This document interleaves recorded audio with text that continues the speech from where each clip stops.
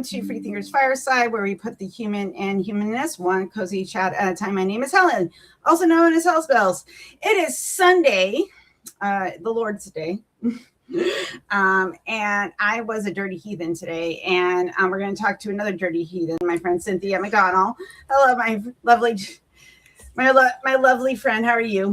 Hey, Helen, how you doing? I'm doing good. So, before we get on to some bullshit, I thought I would talk about my little side quest today. So last night I did a stream about being a survivor of sexual violence, molestation, and how that affects you. And one of the things that you need to do, like other than like talk about and do all like the things, you have to take care of yourself, right? So we have a local coffee shop. Me and my husband and my roommate and my bestie and my oldest, we all go to, called Hello Bean. It's Halloween themed. It is the best coffee shop ever. They have D&D nights and crafting nights. It's great. So we went and had breakfast, and then Todd found this vintage toy store in town, and oh my God. I'm 5. So I got he bought me this derpy little xenomorph feminist icon. Yeah. Ain't she cute? Yeah, it's so cute. I love her. And I got myself a little posable Bride of Frankenstein. Nice. With her legs. Nice. You gotta thread that with the scream. Yeah, exactly. I got new Justice League Wonder Woman. Oh. Yeah. Nice. So that was exciting. Very nice. And I got, so this was a find. Okay, so I go back and I'm looking at all the comic books, okay? I was looking for a different comic, and then I pulled this up. This is the Satan 6. Now, what the fuck is this? Okay, and this is from Topps Comics. It was done by McFarlane and Kirby, and these were like legendary like comic artists that did like the Batman and did the not Marvel. What was the other one? Oh my God! Are you talking about Jack Kirby? Jack Kirby, yes. So this is one of his last comics. Spider-Man? Was it Spider-Man? I think, yeah. Yeah, I think that he drew Spider-Man. He's responsible for most of the Marvel. He's responsible for most of the Marvel characters. Yeah. So he did this for Topps. This was the last comic he produced before he died. And I just found this out today. Nice. Yeah, and it's called the Satan 6. Okay. So you totally have to like put that in like some type of plastic or sterilite. Oh yeah, I kept the forever. I kept the sleep. Okay, good. Good. Also, funny. It comes with like this little. It came with this sexy lady trading card. Okay, but read the back. Okay, so this is the character in the book. Okay, so the members of the Satan 6 are Brian Blue Dragon, Desiree Hardluck, Kuka, Doc Mortius, and Frightful. Okay, now Desiree, sexy lady, looks like Matahari, but this woman from ancient Babylon is really a simple girl with a heart of gold and no common sense. having naively sold her soul to Satan, she believes that as a member of Satan 6, she must do evil. But she's so sweet and so kind-hearted that everything she does turns out nice. And then, so I read that, and my oldest goes, "That sounds like something you would do, Mom." I was like, "Thank you, Kyle." That's hilarious. That's great. And then, Frightful is a demon assigned to make sure the Satan 6 shares souls. That's a lot of S's. Satan 6 shares souls. So that's fast. 5 times faster. Frightful hopes he can survive the experience because he's only got another 10,000 years before he qualifies for his retirement from hell. Oh my God! Now that's crazy. And the artwork. Can you imagine? Wait, okay. First off, I have to just dwell on this whole thing. You got to wait till 10,000 years and more before you can actually retire in hell. That is hell. That's. I mean, just think about the majority of us who is thinking about, God damn, I have to wait until I'm 65 years old in order for me to retire to get my Social Security. Now you telling me you gotta wait 10,000 years. I got a little insert. So I love it's so beautiful. I'm just so excited. This is just a random pickup, and it cost me $8. Nice. And I'm going to, and just to know this was one of the last comics he did, and it's what I've read so far is really funny. Nice. So I love it. And also today, now I have, since I was a wee Helen, when I was 21 years old, having sex with another girl. I have been a fan of Tori Amos since that time. So I mean, Nancy, she's been my siren for 25 years, and she has a new album out. Okay. And I don't do this at all, but I ended up ordering the deluxe vinyl edition, and it came with a signed. Oh, come on, fucking bullshit. Get it better into the camera. Yeah, the green screen is messing everything up. Okay, there we go. All right. That's cool. Nice. And so it also comes with a lot of photography that was done for the songs, and this is really cool. And this album's called "In Time of Dragons," and it's about how do we live under tyranny? Oh, what do we do? Yeah, wow, and I knew something. The album looks like the record actually looks like smoke, so it's really, really cool. And I cannot wait. I'm gonna go see this bitch in July. I'm bringing my oldest and my husband, and I am so fucking excited. Nice. She's 63 years old and still killing it. And the stuff that's been released on YouTube, I'm excited. Okay, sorry. All right, so that was my joy today. I got toys. I got new music to listen to. I'm with my wonderful friend Cynthia. So it is a good day. So this is what I wanted to point out by talking about my side quest, is that when last night talked about all the bullshit that I've experienced as a survivor of sexual violence. Okay, cool. That was nice. But the thing is though, is that I have to live. And the whole point is that when you are a survivor, you can choose if that event will steal your joy. Yeah, well. And I'm not allowing anyone else, past or present or future, to steal my joy. Exactly. Because it happened to you, but it does not define you. Exactly. So here we are. Yes, it is Cynthia. Yay! It is I. Hi, hello. It is I. It is our goddess Cynthia McDonald. I am here. Hi, everybody. How you doing? So go find your joy, guys. Do a side quest. My next side quest, I want to befriend crows. You're going to befriend crows like the I want to befriend crows. There's a whole subreddit on how to do it. Oh.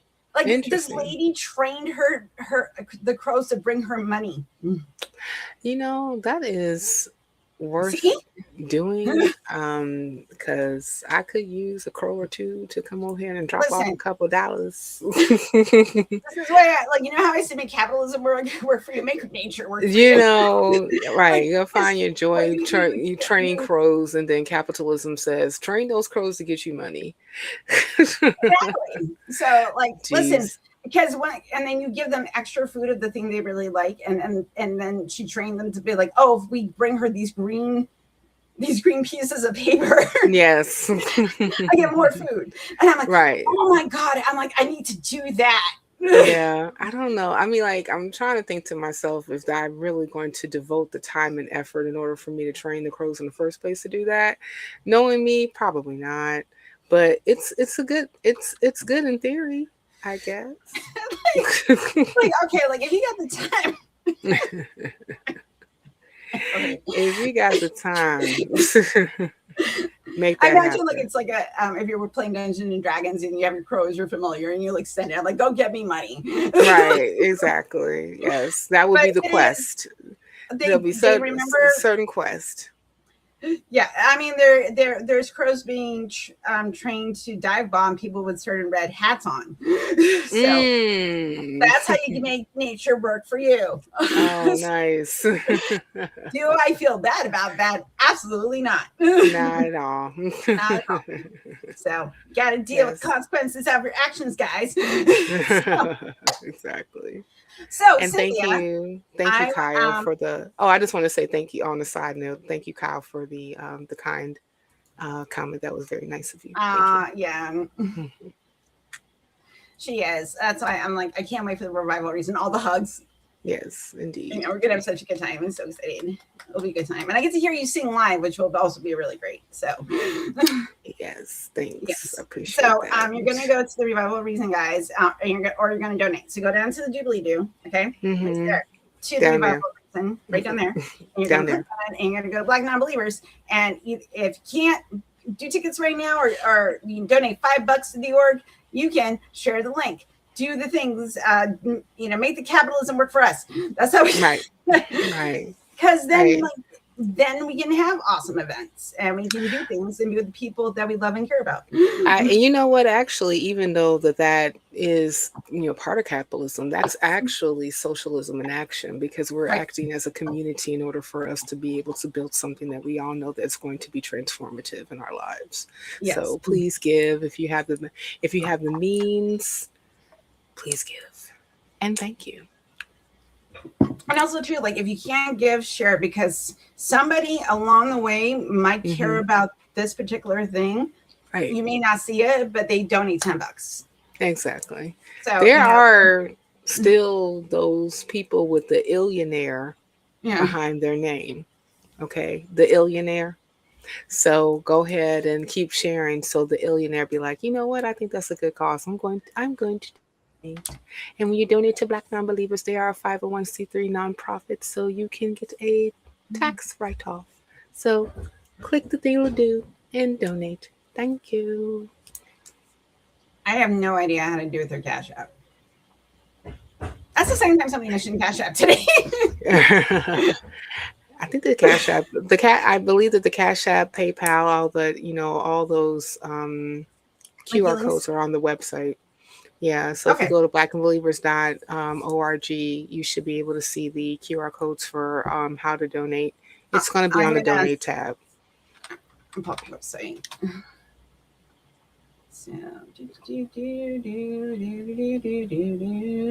not there. I'm looking. Hold on. So. Anyway, why I do that, why don't you tell the people who you are and what do you do in this activist space? Yeah. So my name is Cynthia McDonald. I am originally and still currently a resident of Chicago, Illinois. I am a social worker, and I have been working the socialers for the past 6 years. I am also the lead affiliate of the Chicago branch of Black Non-Believers. And I also host a show called The Roots Matter, which is a show that talks about news, politics, secularism, and social justice. And that's from a humanist point of view. I like to actually say on air, welcome to The Roots Matter, where news, politics, secularism, and social justice collide. Because that's kind of what they do. Like I put them all together and I just make them crash into one another. And they just throw up on your YouTube screen. And then, it's up to you to figure out, what is what, and then put them all together. And there you go. So I guess that's basically me in a nutshell. And I'm a mom. I have a 4-year-old, and he is adorable. He is adorable. He is one of the most adorable children that you will ever meet in your life. And he is a handful. And it is something to be of a person of a certain age with a 4-year-old, but we deal with it day by day. I like, we're the same age, and the thought of having, like, I love my nieces and nephews. I love children. I do. Mm-hmm. But I'm so like into not being a mom now. Like I'm a good auntie. I am the best Auntie Helen. I will be the best Auntie Helen to that little boy, but over being here, like I do my job. I have two children. They made it to adulthood, and they're okay. Right. Like, you know, and that's the goal. Like, if we can get the children to get to adulthood alive, then I think that you did the best ever. You know, if these kids are alive by the time that they reach their adulthood and are able to actually, you know, say words and, you know, speak and do and be able to participate in life, then hey, I say kudos to your parents. Good job. Yeah. And your child is happy and okay as a person. Well done. Yes. Happy, healthy, and made it to adulthood alive. Yay. Good job. Yes. It's like this was said on an episode of Talk, and like I was watching that show like back in the day, which is a wild show. It's wild. But one of the characters was talking to his son and said, "No, I really didn't care like if you were gay or straight. I didn't really care, you know, what you chose to do for a career." He goes, well, who you turned out to be. He goes, "I just wanted you to be a good person." Yeah. And I'm like, yeah, that's the whole point. Yeah. I mean, that's kind of where I'm at. I mean, like, you know, I know that recently he had a one of those like children's programs at his school, right? Mm-hmm. And it was during Black History Month, and all the kids stepped up and said, "I'm Black, I'm beautiful, and when I grow up, I'm going to be a blah, blah, blah." So my son said, "When I grow up, I'm going to be a scientist." One moment, please. You're welcome.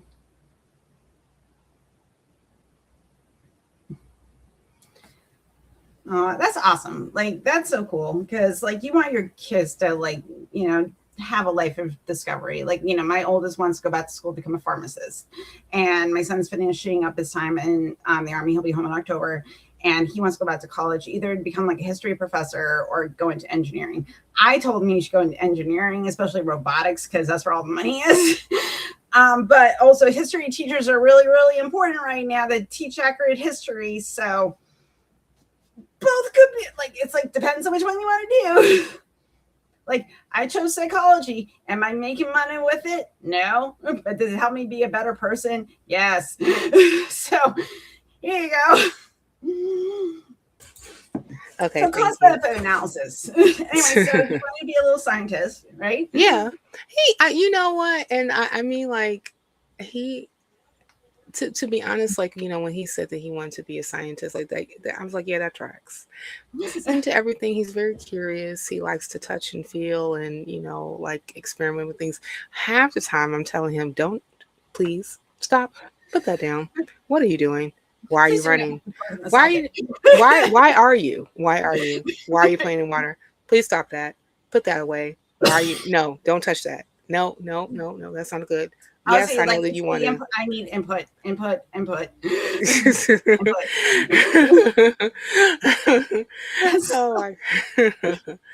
yeah. I mean, like, you know, it's the like I need the fucking input. It's like that's yeah, because I used to teach like daycare. Oh my god, I had 24-year-old boys and 4 girls. Jesus. And I like why do I have the patience of a saint? Wow. Right. I don't know. You know. That's kind of like oxymoron because like I don't know how much patience saints have. Like I don't know why that became part of the nomenclature.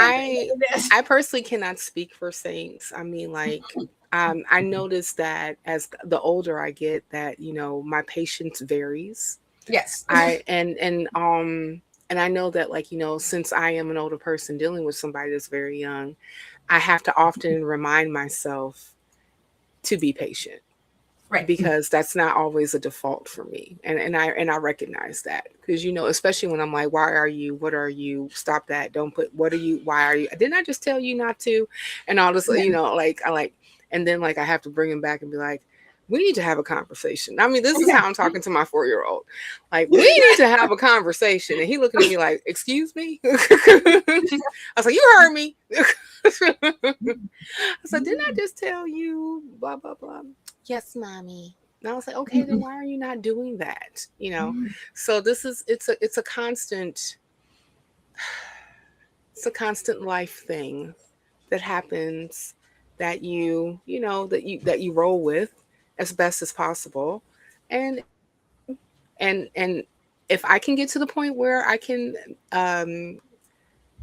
help guide him into adulthood with all his scruples, that's the goal, Helen. Really, that's the goal.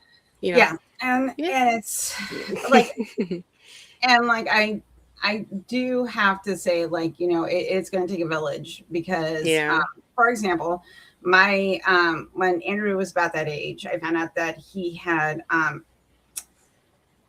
sensory dysfunction disorder. It falls under the autism spectrum, but he was, this was back in 2007, 6, 7. So the science is awfully, we have more information now about, but like, this is when all the new science was coming out about, like, the being on the spectrum.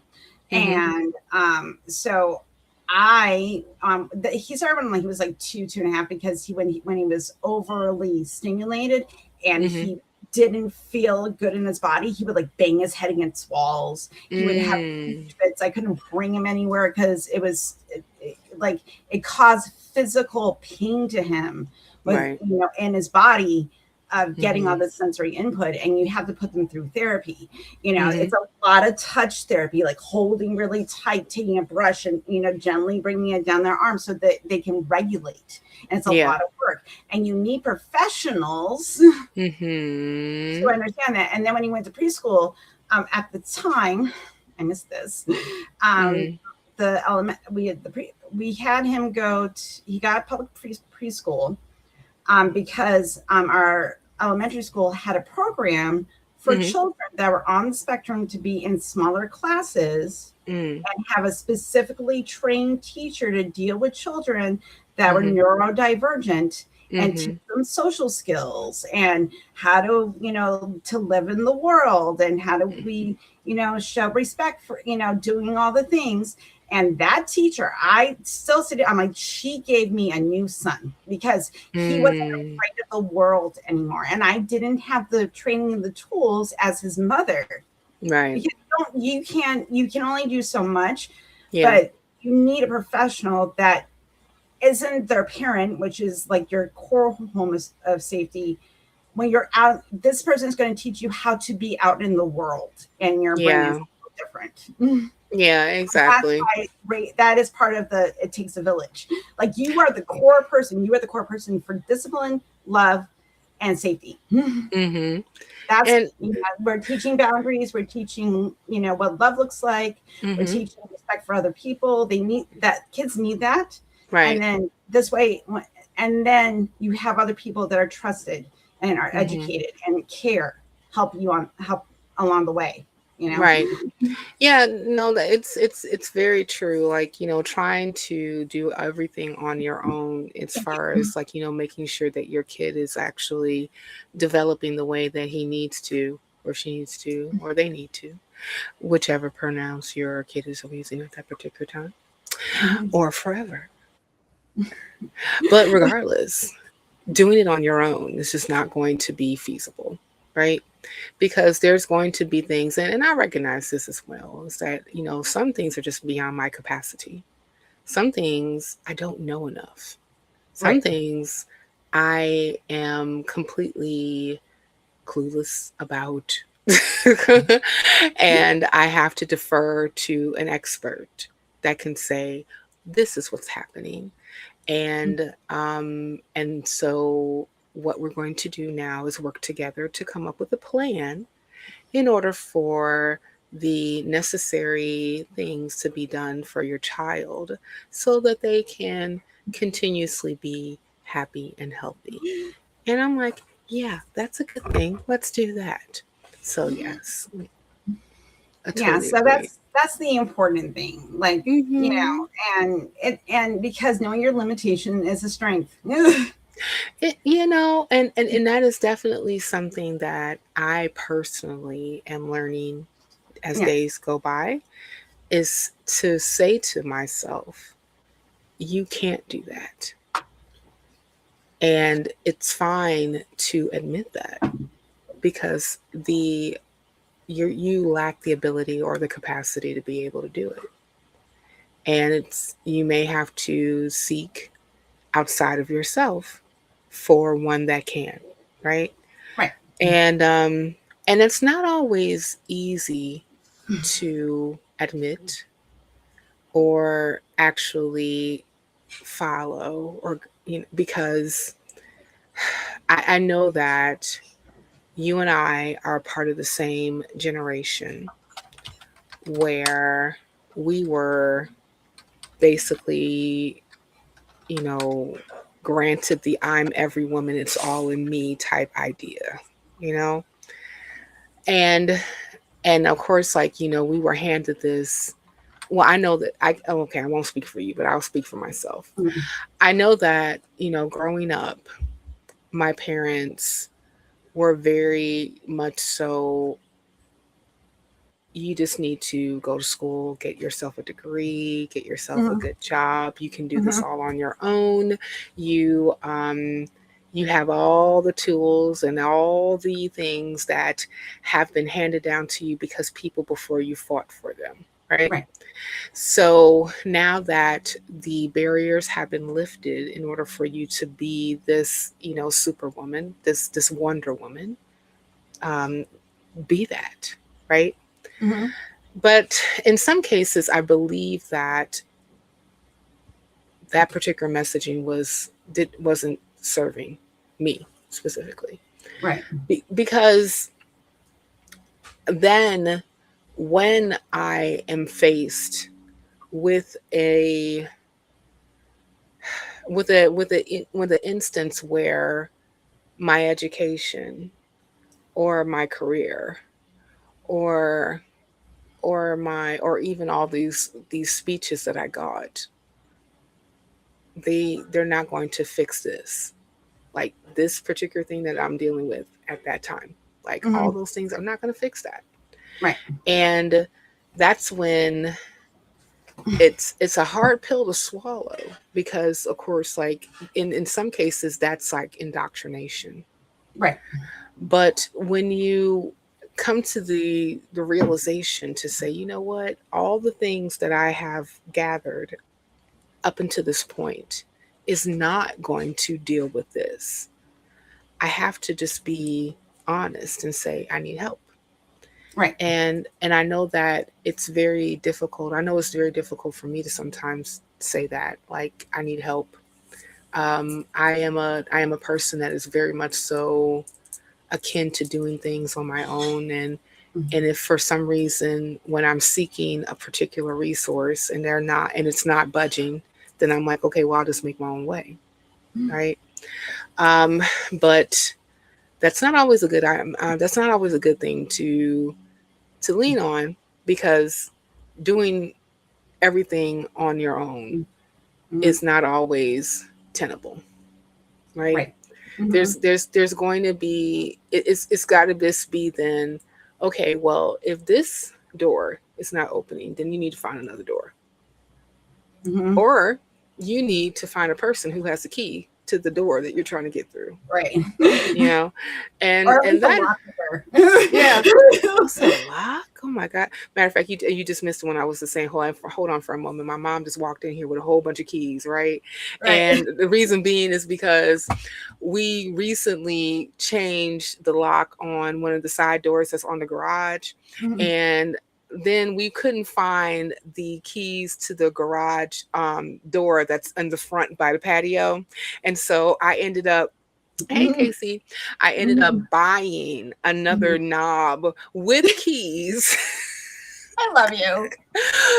I love you so much. To replace the knob for the keys that we could not find. And then she just walks in with all these keys. Like, I think that we already had all the keys that we needed in the first place. So I was like, so you mean that I bought 2 more extra sets of knobs and we didn't even need them? She said, probably not, no. I was like, okay, well, there you go. Yeah, like I love the story you told about your mom that she like would fall asleep. She was watching like math videos. Like it was. Oh yeah. Oh God, yeah. Yeah.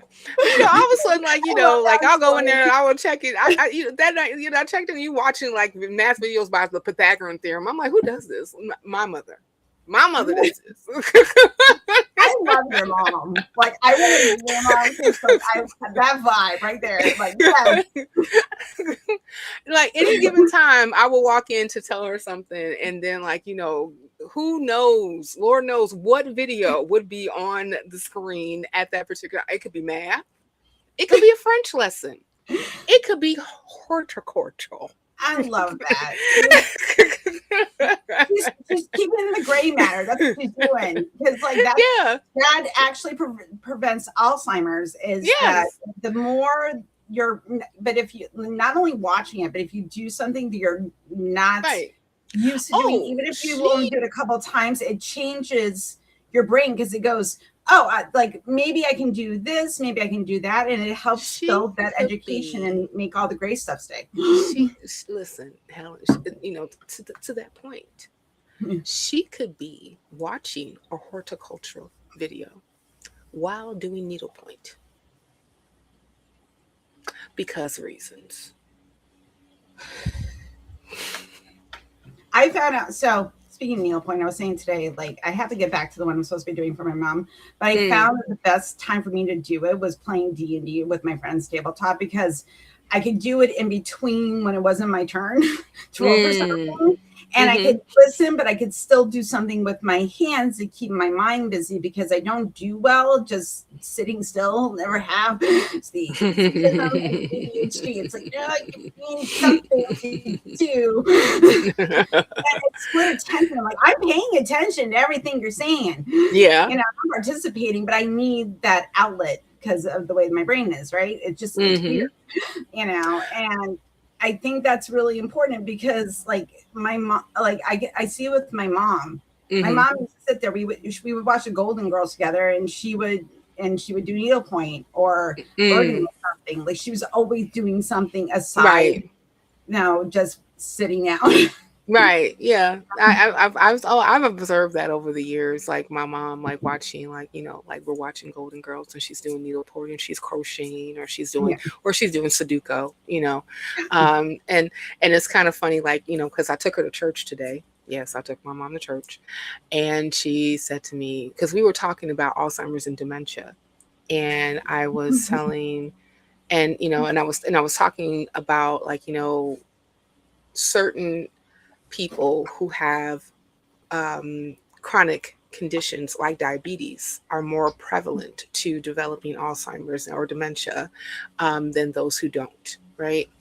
And so we were talking about certain family members that actually ended up being diagnosed with said disorder. And she was then asking me, do you think that that's something that's going to happen to me? I was like, no. She's like, how are you so confident? I said, because to be honest with you, if that was something that was going to happen, it would have happened already. And you do too many things in order for that not to be the case. Because she'll say, oh, I've been so lazy today. And I said, listen, you're over 80 years old. You have the right to be lazy. You worked all your damn life. If anybody deserves to be sitting on their ass, it's you. I'm like, let people take care of you. It's fine. It's really fine, right? Like, no, it's okay, But this is a person that I've always seen for the majority of my life training her brain in some cases, even whether she did it purposely or not. I just know that she was saying that these are the things that she was always interested in. So that's not something that for her is just going to stop because is something that she wants to do. So, right. You know, I was like, and I'm thinking to myself, I said, shit, if anybody might probably end up developing dementia, it's probably me.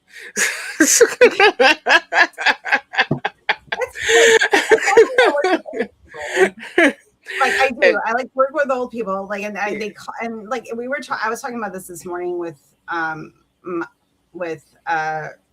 my family at the coffee shop. I said, when you're working with, like, one thing, they, like, I have one particular client that has a really bad anxiety disorder, and she calls 3 to 4 times a day, just asking about her schedule. And she lives in a nursing home. She's probably fucking crazy, right? But also, there's part of me, I'm like, the poor woman's lonely.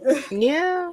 Like, she doesn't have, like, I want to talk to somebody, but they're like, you're socialized not to ask for that need. Yeah, exactly. She can't ask for, I'm lonely, I need somebody to talk to, because you don't have the language for that. But you know the feeling. You know, I think of like the people that come from the boomer and silent generation. Yeah. They were basically taught to kind of like suck things up and just like keep trucking along, right? And so like if there is my brothers have been, they're from like older Gen X boomers then, and they don't like that I talk a lot. We be like, you know what, fuck you. But I'm like, that sounds like a you problem. Right, exactly. That's a you problem. I ain't got a damn thing to do with me. But no, they you know, like opening up and talking about feelings. Yes, become a member. Yes. I gotta get my card. That's another thing I gotta do. Like when Todd gets in their job, is become a member. I would like to say, shout out to Mandisa Thomas, that if any of you all who actually became members recently, your cards are on the way. Chill out. Chill. They're on their way. Okay? They're being pressed as I speak. And normally she actually sends a bunch at a time, like once, like, you know, she gets like, you know, a few people from membership, so she doesn't have to keep on going back and forth to the post office. So please be patient. They're on their way. They're coming. Hold on. Or if you go to the Revival of Reason, maybe you can pick one while you're there. That part right there. So another thing, get your ticket to Revival of Reason, okay? And then you'll be able, and then there's a possibility that if you say, hey, I want to be at the Revival of Reason, your card might just be there. Regardless, be patient. It's okay. We still love you.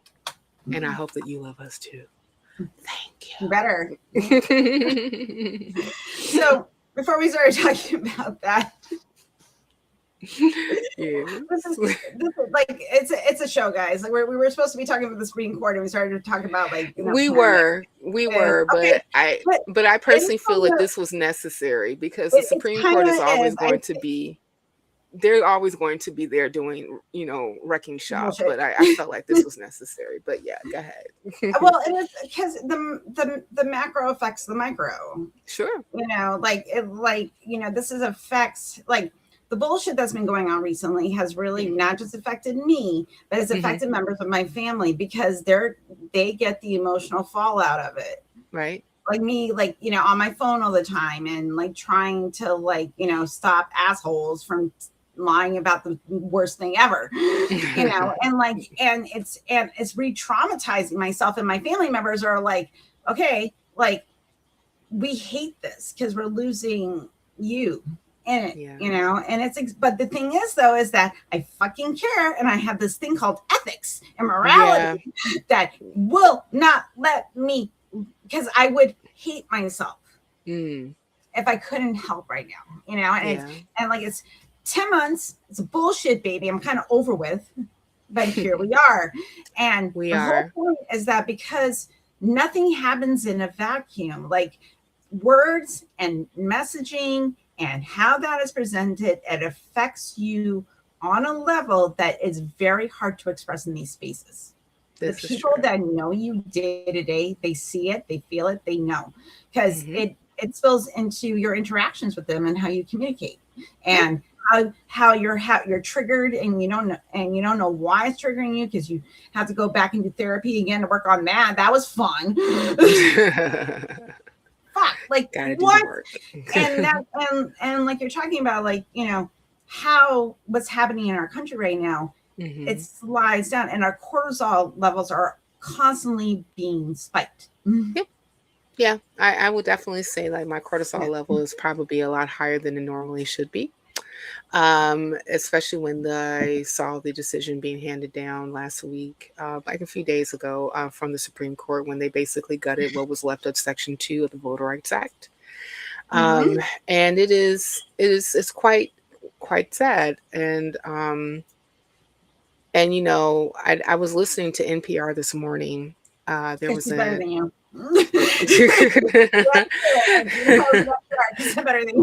Yes.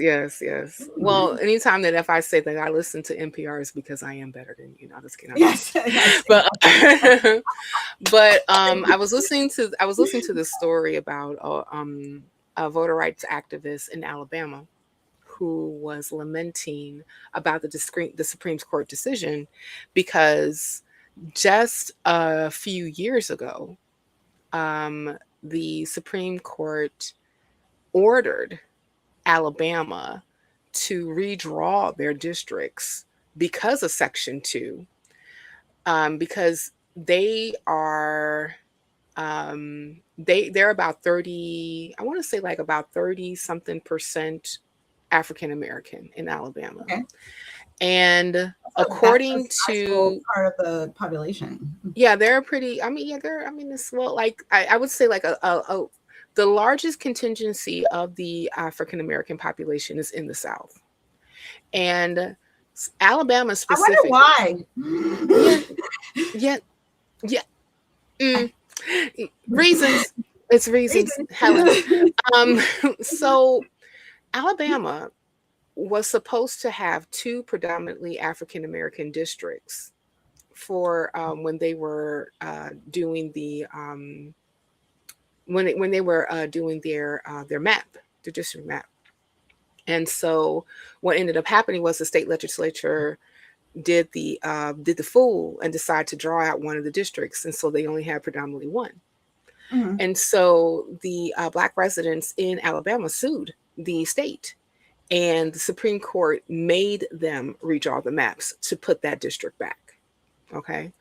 So now fast forward, we have Louisiana versus Calais, where what was basically the same issue that Alabama had.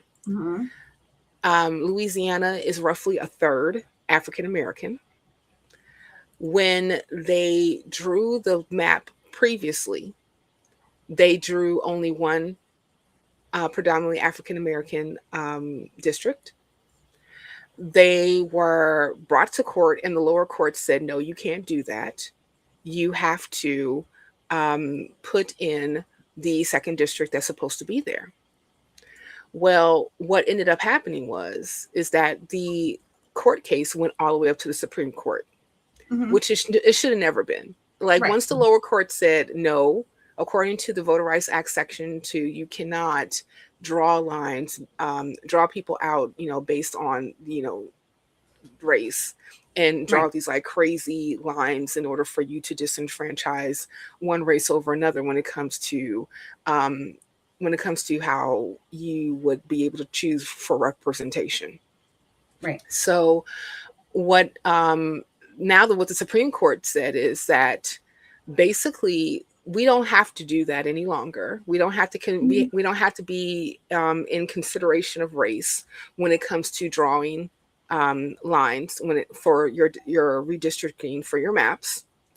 That race is basically something that is no longer a factor that should be considered in any of these things, even though we still have a very huge problem when it comes to voter suppression based on race in the United States. And there's so many different examples of that. So then what the Supreme Court just basically said is that we don't have to consider those things anymore because King marched, so it's cool. But they knew exactly what they were doing. Racism doesn't exist anymore, Cynthia. Well, that's what they tried to say. But obviously, yes, it does. And the crazy thing about it is that Justice Roberts has been. I'm sorry, say that again. I said, damn you, Cynthia, for having eyes, ears, and experiencing. Right, yeah. Damn me for paying attention to shit. God. But we had a black president. That means racism is over. Yeah. Right. Well, that's what Mitch McConnell said. They said, well, that that Obama was basically African American reparations. There you go. You don't need reparations. You had Obama. Like, really? But anyway. But Justice Roberts specifically that dude, his tenure on the court has been all about gutting the Voters' Rights Act. He was sitting on the count of the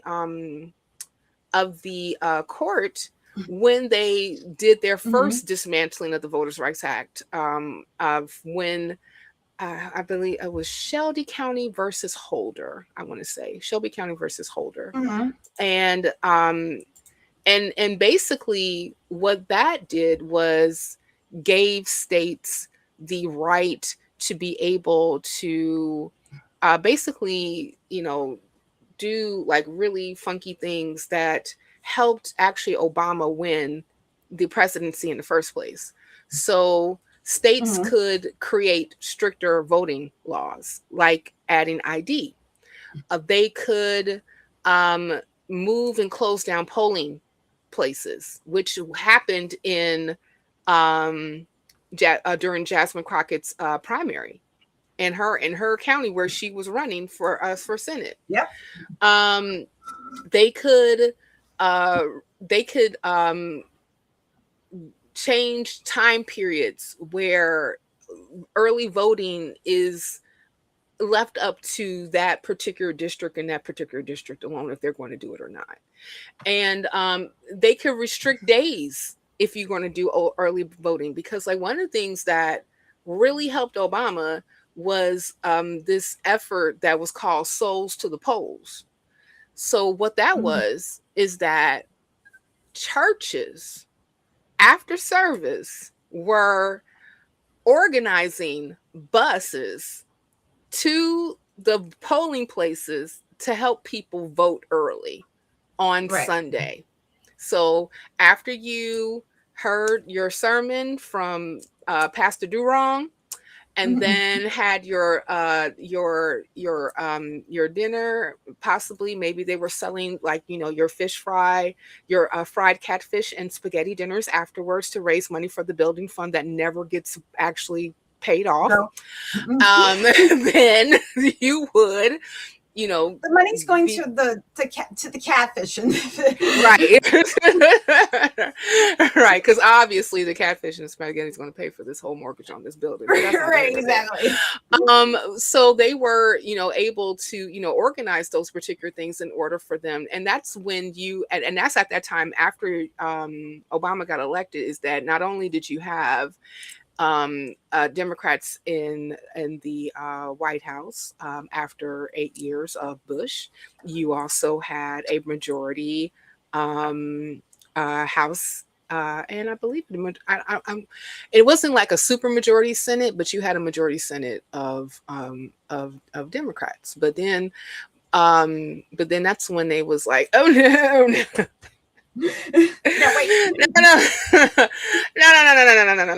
gonna have to do something about this right now, and that's like humanism. Stop them. yeah. So that's when, and that's when this was like an overt effort to really overturn the statutes of the Voters' Rights Act.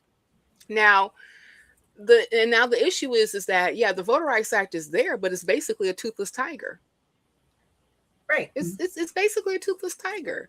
So because like now you have to prove, even when we're going back to this whole Section 2 thing for the Voter Rights Act, you have to prove intent specifically to disenfranchise a certain group of people. people when it comes to voting. And that's interesting. Yeah, and that is extremely hard to do, because ain't nobody coming to the Supreme Court or any place and saying, hey, guess what? We about to draw these lines right here because F them Negroes. Like, and no one make sure you write that down. Ted, did you write that down? I specifically said F them Negroes. Write that. That's in bold. I want that in Comic Sans, bolded. This is a really bad italicized. Yes, go ahead. This is a bad manifestation of white guilt, guys. Like, like, oh my God, my ancestors were terrible to these human beings. Maybe I'll ignore they exist. And it's like, no, sorry, honey, you got to contend with that. That's a you problem. Go to therapy. I mean, but like all of this, but the crazy thing about all of this is, Helen, is that these are tactics specifically to keep people in power. And it has been proven, and it shows up oftentimes when you get high turnout in voting, especially from African Americans. Tides change when it comes to not only representation, but whose ass is sitting in the White House, whose East Wing. Is it the East Wing that got pummeled? Yeah, that's, what the East Wing got pummeled. So, this has been the case ever since you had the Voters' Rights Act ratified back in 1965. I mean, I'm doing a video.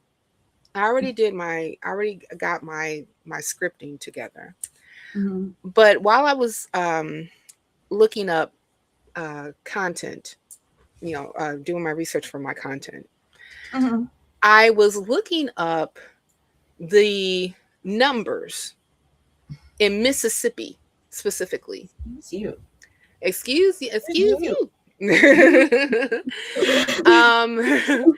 I was looking at the numbers specifically in Mississippi. Before 1965, you had the population of African American voters was roughly 7%.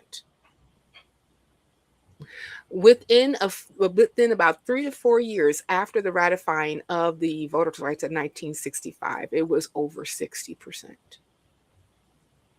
Funny that. So it's funny. It's funny how when you take away barriers to be able to participate in the experiment called the United States, you get higher turnout of people that do. And that's exactly what the establishment doesn't want. Because like right now, what we have is, and you can just see it just by looking at the conversations online. People are tired. And it's not, and it's not just they're tired of the orange fascists in office right now. I've been tired since I reached adulthood. Right. I am in perpetual chase of a nap. That is my default position. Cynthia, how do you feel? And my answer is always going to be in need of a nap. In need of a nap. Yes, I really need it. Yeah, I'm usually in need of an orgasm and a nap. Right. Yeah. Either stress, right. All right. You de-stress and then go sleep. So in that order. But but seriously though, people they're looking specifically at, they see what's happening at the federal level, and they're in the constant disregard for the people on Main Street when it comes to the things that they need. But I would even dare to say this was the same conversation that we was having back in 2008 and 2009. And this is the reason why we had Occupy Wall Street. And we did not get from the president then, President Obama, and also the House, more laws that really looked at the conditions of the people on the ground in order to really assist them with their financial woes. Because we're just coming off of not only a reception, I was about to say reception. Oh, where's the cocktail wieners? I really wish it was a wedding reception. That right. On cocktail weenies. Like, and I want an open bar, none of that cash bar shit. No, open bar. Oh my God. That would be great. So when me and my husband got married, we were like, okay. And we basically, what we did a party. Like, we didn't have, like, we had like a buffet table of like, you know, some really great food. Yeah. And what we did is that, okay, like, we can't do a full bar, but we can spend money on beer and wine. Because we were like, listen, like, we'll have water. Yeah. Beer and wine and some, like, and a couple like sodas for like kids or something, you know, like because we were like, we can't do a full bar, but we're going to offer alcohol. Like, please come to this party I'm throwing. Right, exactly, exactly. But food and and music and and romance. Go enjoy it. Have a really good time. But you know, but that was the issue that we were having. We were still not getting, you know, that real look at, hey. And it's not like they didn't know. It's just that the priorities at that particular time was just to bail out the economy. Like, we're just trying to, like, you know, we're just trying to stop the bleeding right now. We got a tourniquet, right? But what needed to really happen at that particular time was surgery. Right. We really needed surgery, and the surgery really had to do with the rot and the cancer that we have accumulated over the years because of capitalism.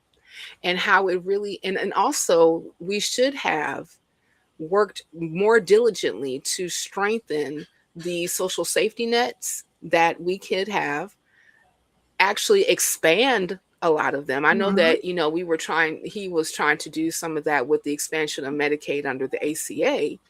But what should have happened is like, and if I would have been, even though I met Obama and I had a couple conversations with him, you know, if I would have really known what I knew, if I would have known what I know now, then I would have been like, screw the ACA. You need Medicare for all. Right. That's what you need. You need Medicare for all. You need to, and you need to forgive all student debt, and you need to make college free. That's what you need to do. I'm absolutely refusing to pay back my student loans right now. I just stopped because I'm like, no, you do not get more of my money. Right. Yeah. I mean, because, you don't. I'm like, because you don't want to. I mean, because like at this particular point now, I remember telling this guy that I used to date. He said to me, like, when we decided to have a mini, let's try to do this again thing. Right. And he took me out to breakfast, and one of the questions that he asked me is, "Do you still read minds?" And I said, "Oh, honey, I never read minds. I just listen to what you say." Right. So, like, it wasn't that far, really, man. Yeah, not that far. So now I'm listening. So like, we're here in 2026, and I'm listening to what leadership is saying. Mm-hmm. What they're saying is that we don't want to spend money on the stuff that you want us to spend on, because we got to think about wars. We got to think about how we can enrich ourselves further. I need to find another way for Qatar to buy me another plane. You know, and here's the pesky little part. You dark Negro people, every time y'all get mobilized, y'all fuck shit up. Mostly for us. And we like, yeah, we know. But Just that's get, why like, we in, do it.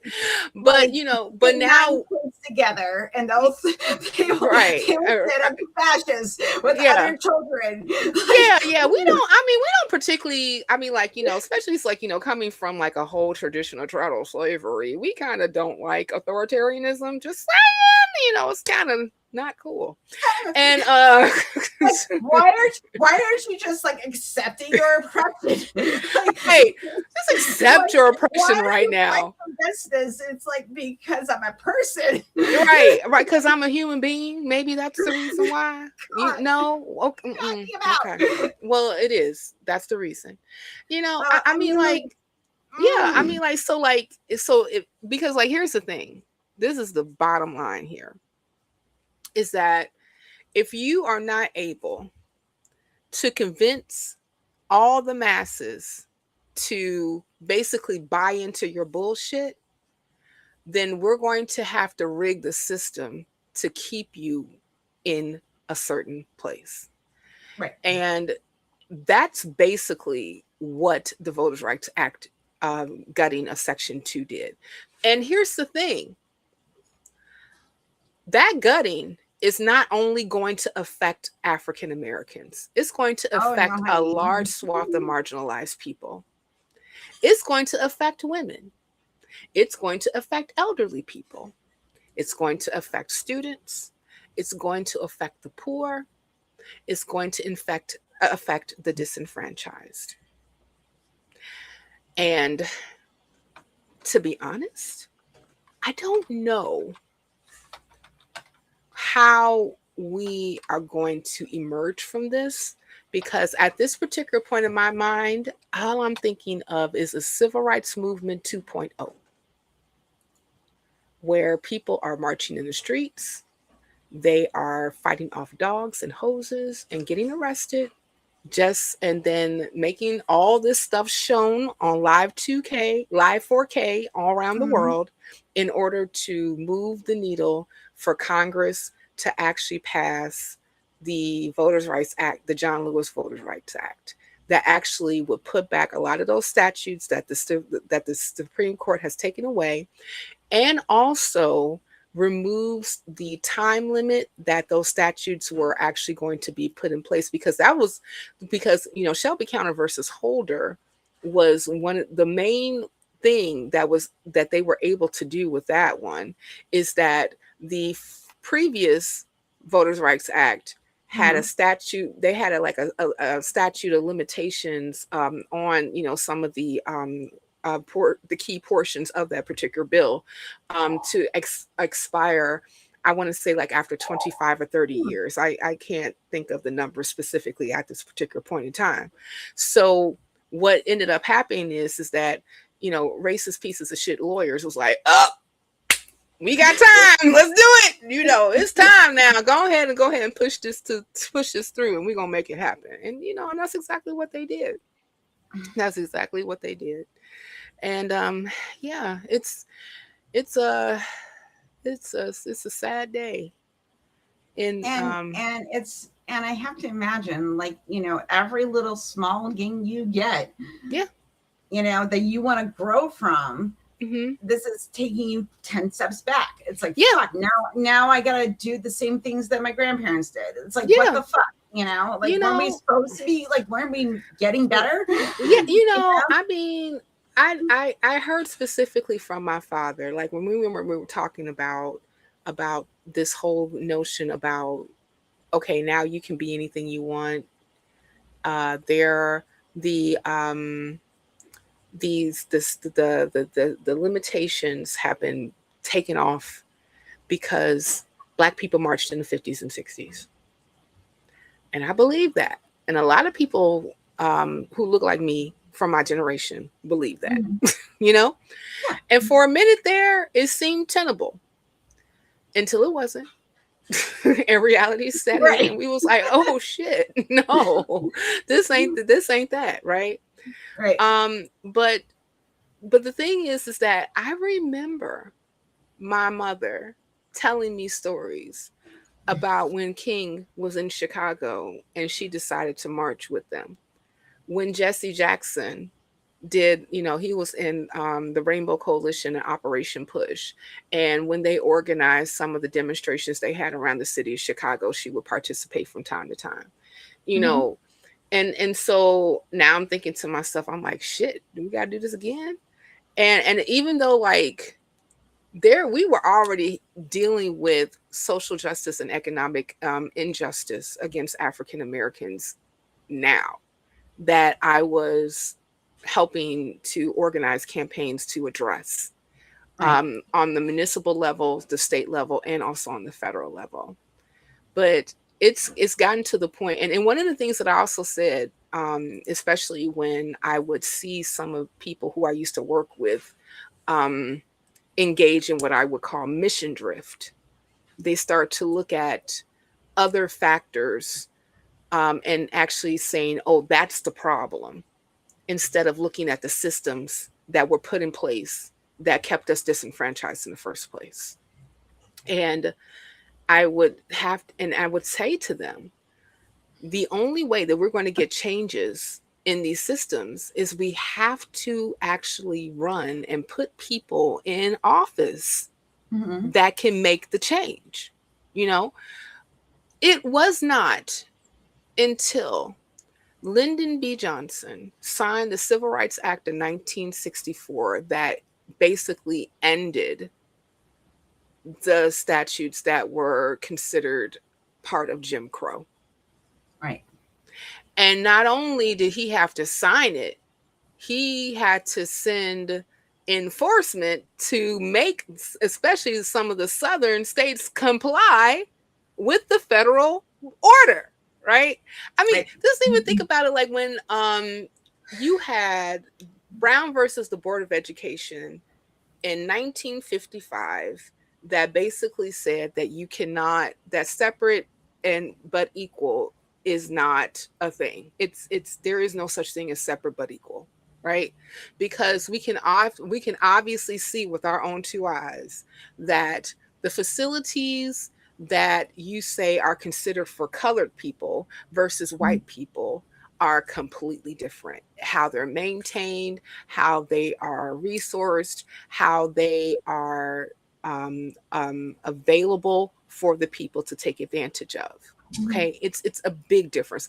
And we're even seeing at that particular time when Black children were in school, and oftentimes, if they were like seventh graders, they would have third grade books.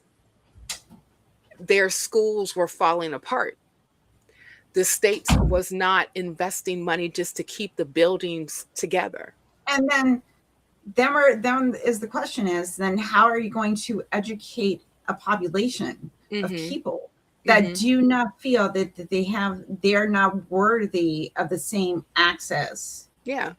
Because they're not getting that education just based on bullshit, arbitrary shit. Like it's dumb. Yeah, I mean, you're so basically you're saying like, okay, well, like we're required to have like these particular facilities that's called schools available, but how they show up and all this other stuff, fuck that, whatever. Let the Negroes figure it out, And I mean, and then so when that ruling came down, Thurgood Marshall is the one who actually argued that case in front of the Supreme Court. Then you had to send the National Guard down to southern states in order to, or make them let the kids go to school. Like, it's crazy to me. I mean, like, I can imagine myself at that particular time. They would have killed my ass. But I like, I would have got killed. Listen, Helen, I would have got killed for the same reason why I didn't get my ministerial collar, because I would just have too many goddamn questions. I'd be like, you mean to tell me? Like, hold on now. I have quibbles, sir. Sir, you mean to tell me that I got to pay taxes for these schools, right? that my children are not allowed to attend. So I'm paying taxes for Ole Miss. I'm paying taxes for the local high school. I'm paying taxes for the elementary school, for the middle school. All this stuff is coming out of my pocket because I work and I see the little doodly doos and they be like, oh, 15% for this, 20% for that, yada, yada, yada. And they say, oh, you got to pay taxes. Taxes is going towards, providing services. I'm like, okay, so I should be able to get those services, right? And, like those in public education, but this is public. I am part of the public. Public, right. I cannot participate in public services and education. No, you cannot. Cause no. So I mean, like, and I remember watching, I think I was another documentary on PBS. Because we're better than you. Because I'm better than you. Specifically about Bobby Kennedy. Bobby Sr., not Bobby Jr. No, Bobby Jr. is a whole mess. Bobby Sr. actually had a brain that was not filled with worms. Regardless, he is the one that power and generational trauma doesn't work. You get this what you are seeing. Yeah, it's crazy. People gotta work on their shit, guys. Man, tell me about it. Oh my God, we all need therapy. Go to therapy. Even if you think you don't need therapy, you need therapy.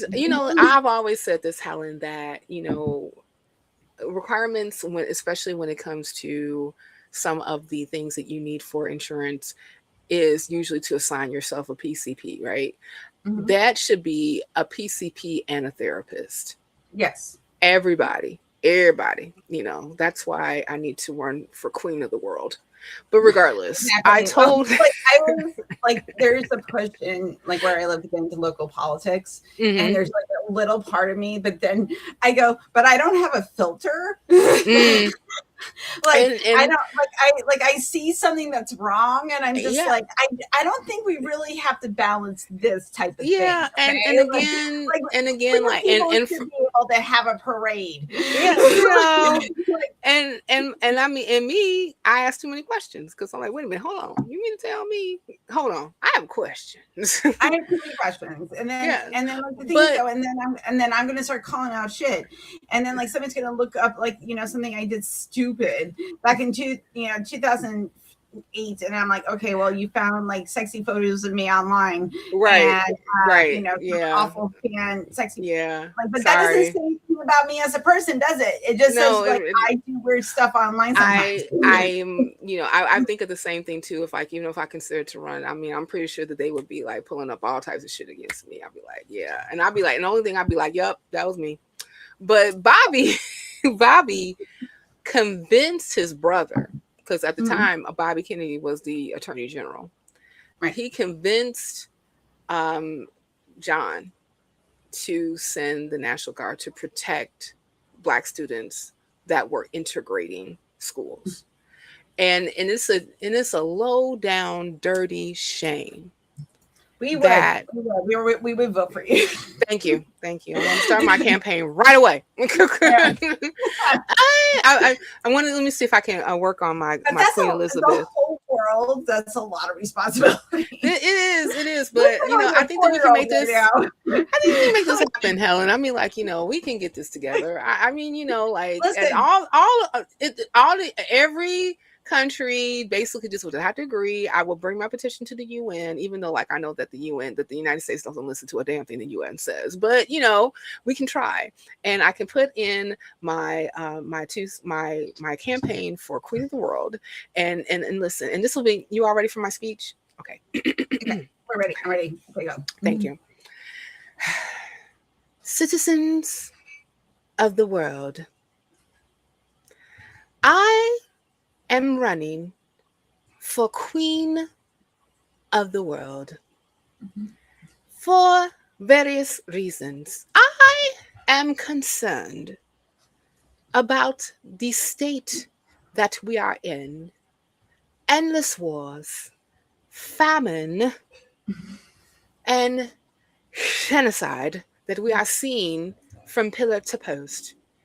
And as a human being, I cannot live another day believing and actually supporting these things happening.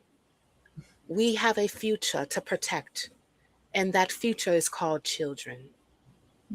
So, citizens, allow me to get your life together. And the qualifications that I will bring is that I am a Black woman. And the definition of Black woman is getting everybody in their lives together, because we do that shit every goddamn day.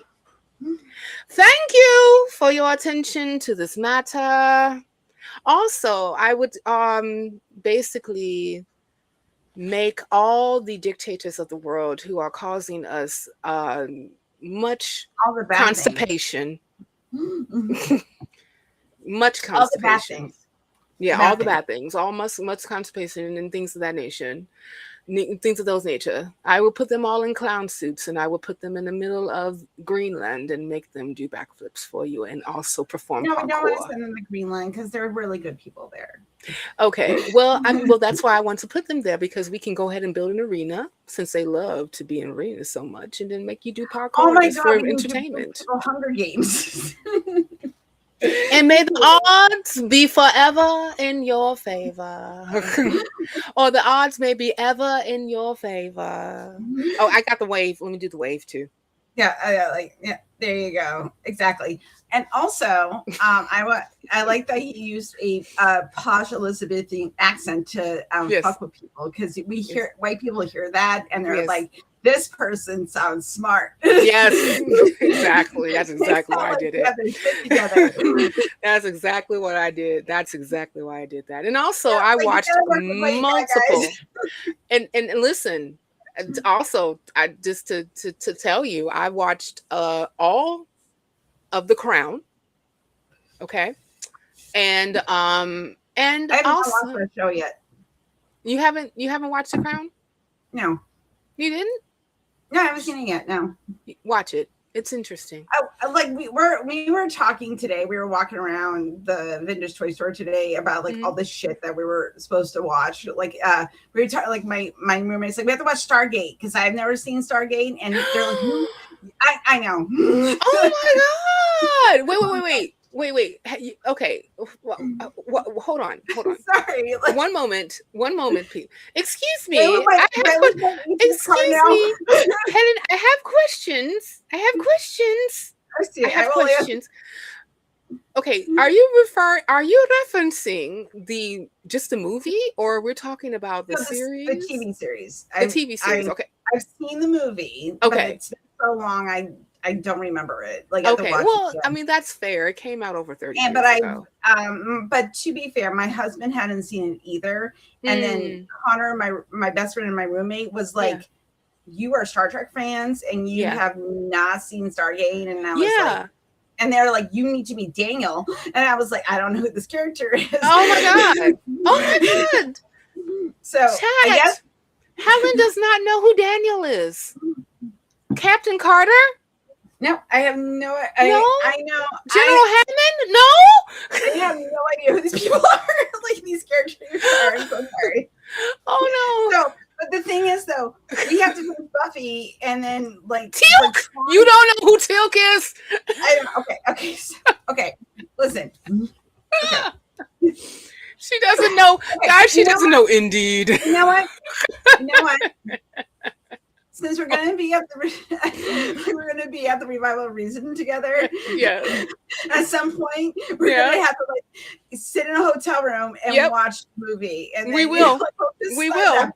Yeah, we can at least get through like part of season 1 of SG1. And here's the thing. Instead of like listen, like we would do the after party, but me and Cynthia gotta go watch. We gotta, because I have to introduce her to SG1.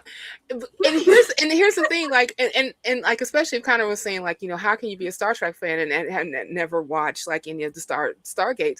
And the reason why is because Stargate recycled a lot of the actors that were in various Star Trek series. Okay. Ooh. Like Robert Picardo, Robert Picardo, he was in SG-1, and also he was in Stargate Atlantis. Okay. Let me see who else. Oh, John DeLantis. John Really? DeLantis. Yeah, Q. He was in Stargate SG-1. Let's see who else. Oh, it's a few of them. It's a few of them. Because like I remember, that one guy who was Captain Jellicoe from that I want to say like from season 5 to season 6 or season 6 to season 7. When he took over the Enterprise, when Picard got captured by the Cardassians. Yes. Yeah. It was. Yeah. It was the captain who took over for Picard. He was in SG-1. He played a senator, and you know what? He's really good at playing a white man that's a dick. That's why they keep on putting him in roles like that. I see. So, I will. Oh yeah, that asshole. Yeah. He was from oh fuck. Because he was in a few things in another season, like for like a one-off episode where like Picard had to go to like his superior to say like, hey, we're dealing with this situation, and he gave Picard like advice, like, you know, I wouldn't do it this way, and Picard was like, well, this is what the Admiral is saying, but I don't agree with in this situation because he's not dealing with it. I think that was like season 4 or 5, and then he shows up in season 6. It was a plant. Yeah, I mean, like, yeah, I was he there before? I don't know, but you know, but he was. Though I've seen so much Star Trek, and also I'm old, so like same things get blended together into like fandom. Same. But I like this, like everybody that in our like, you know, atheist activist spirit has told me that have seen Stargate. Every single time I say not seen it, they're like, I mean, like, listen, Stargate universe like is a wash for me. I didn't particularly care for it. Like, if no one watches it, I'm okay with that. But Stargate SG-1. And I would dare to say even I enjoyed Atlantis as well. Those two series I would have expected, you know, any like sci-fi nerd on this side of the dark side. No, what's really funny? I didn't like. Okay, so my I don't know. It's really funny. I don't know if I told you this. Like, my super Catholic brother got me into Star Trek. Lord be with you. Yes, indeed. It's so weird. Like I was saying this the other day when Ross Bosher was on, and we were talking about the biblical devil on Thursday, and I was talking about, like, you know, you and I grew up in the Catholic Church, right. And it is like the hellfire and the devil stuff is not the same. It just isn't. It's just like, hey, don't, like, basically the two things you should not do if you're Catholic is be gay, right, or commit suicide, or blaspheme, or blaspheme the name of the Lord, or blaspheme the name of the Lord. Yeah. Like, just don't do those three things. You know what's funny? My mom will let me say, "Oh my God," but if I say Jesus Christ, I'm swearing. And I'm like, Mom. Oh like, my God! It makes no sense. Like, oh, my mom. Mom. I was like, Jesus Christ! I am like, listen. I'm like, if I'm going to be afraid of one or the other, if I'm going to blaspheme, I'm more going to be scared of like the God of the Old Testament than I'm going to be afraid of Jesus. Like, listen, just saying. The God of the Old Testament was a maniacal sociopath. So bad. So much. I mean, listen, that dude was literally out for blood. And he really liked it. He has like a fetish for it. It was like, you know, I mean, I really out for blood. That was a fetish for God of the Old Testament. He was really down for that. So here's my little interpretation lately of when I was thinking about the Bible. Okay. Now, because I always think in social psychology terms, and you're a social worker, so you'll appreciate this. So Sure. I was thinking about like, okay, this book was written where the average person may not make it to 40. Right. This was a time where child sacrifice was done because if you had the extra burden of a child and you were already like you were feeding your family scraps, there was like you are kind of there's no support systems at Right, you know in the way right, that we understand them now, right? Like right, you know right, these networks of like community, you know, right. like there we are still dealing in times where like people think like gods are like in control of the weather. Like that's the time we're living in. Okay. So the average age is about 40. Okay. Now, where is all that attention going to go? One, we are scared of death and everything is stressful.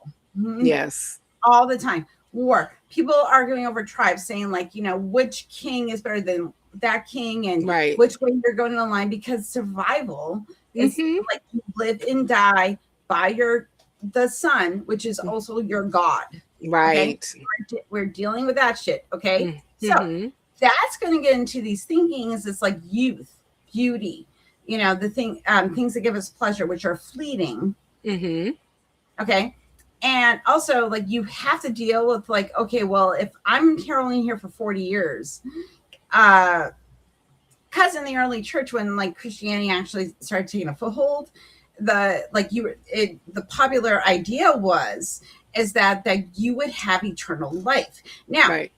I'm sorry, like, being here is kind of fucking pain in the ass sometimes. Yeah, it is. It is. Life's hard. We're dealing with the idea that like I only got so much time, and like I'm a very like egocentric type of person, and like I'm gonna have my personal relationship with my God. That's why you even have like local gods of like local tribes that they worship that don't spill out into the populace. Like those little niche churches that have like, you know, they have a version of Jesus Christ, but it's not the same version as somebody else. Right. It's like these little niche cults that exist. We've been doing this forever, guys. Okay. But this particular religion takes hold in the idea that youth and beauty and pleasure, and like because I have a penis, I'm better than you. Yes. Yes. And exactly. also, and they did not have NPR at that time. Where they know that like the human body is also a thing of disgust, but also a thing of desire. So that's gonna do a lot of twisted thinking to your fucking brain. Yeah. And there's no other way to explain it other than this is the burden of a God that's put it upon me. Right. Okay. And now in 2026, we have people that worship beauty, like, you know, worship like, you know, pale skin, skinny one, where we see this infection that happens, that your body has to reflect what makes other people feel safe. When you yourself is going like, this is my meat suit. Like, what do you want me to do? I have to exist in the meat suit that I am given. Right. But that's where you see this interest in like, you know, sexualizing children, where you see that's like, you know, like skinny, lighter skinned people should be like the norm, where diversity doesn't exist. And like the thing is though, is that's why you like and like for the horror genre, there's a lot of incest in horror genre. Yeah. Because it is the lack of diversity, the lack and like going into this you've reached a point of nihilism that all that matters is those selfish needs, which leads back to capitalism and the Epstein class. It is religion plus belief plus the fear of death and trauma. You were talking about Bobby Kennedy, okay? He's like, oh no, that's not great. But you don't want to do that to other human beings. And he was killed for it. Yep, he was. He was. Yeah. He definitely was. Because his empathy of being a human being was thought as a threat to the existence of white people. And any person that has displayed empathy for people outside of their their homogenous race Right. is needs to go, because they are a traitor to their existence. And I mean, and it's even going back to this whole conversation concerning the Voters' Rights Act. Right. When you are working overtly to silence a people politically, you are working overtly to annihilate their presence and existence. This is the unfortunate portion of all of this. And at this particular point, the only thing that I can think of to say, how do we come back from this? It has to be a concerted effort of a myriad of communities coming together to say that this is important and we have to do something about it. Okay, so I'm going to post an article that was done by CN, which is a corporate owned news source, and they think that this is a bad idea. So like let's keep that in mind, guys. Okay, this is the thing about capitalism. Okay, like I'm doing this fundraiser for Black Non-Believers. Do you know why I'm doing fundraising? It is because it takes money to run. Like Cynthia, like she has her day job and she's raising a 4-year-old, and she's also looking around in her local community and extend larger and going like, I want my son to grow up in a world where I don't have to have these conversations and everybody's just accepted as people and we work together. Right. The fight against the darkness, right? But nope. So guess what? You have to make capitalism work for you. You have to. I mean, we cannot. We have to into what do we owe to each other. We have to. We have to work within the systems that are presented to us in order for us to be able to kill those systems. Exactly. This evening, and I know that we've been going on for quite some time now, and I do got another stream to do. These conversations need to happen because, like, your experience, like losing, having your districts redrawn. Okay, like for me, like I'm experiencing more the loss of reproductive rights. I'm experiencing more, like as a white woman, experience a different level of sociological trauma than you are, right? But we both recognize that, like, no, as soon as you say, if you start saying that only like certain types of people get to vote and we're going to redraw districts, that will always extend out to people that are marginalized. And that includes white women. And that includes queer folks. That includes that's what I said. That is not a straight white man that worships and that sucks Jesus's cock. Like, it's just not going to happen. And this is the reason why I said that this gutting of the Voters' Rights Act. I mean, like, anytime that you start to tear apart any of the progressive movements of the civil rights movement, it hurts everybody. It really does, because those measures, like the Civil Rights Act of 1964, wasn't just for Black people, even though you have some Black people said that that's not fair, but it said civil rights, which are for human beings.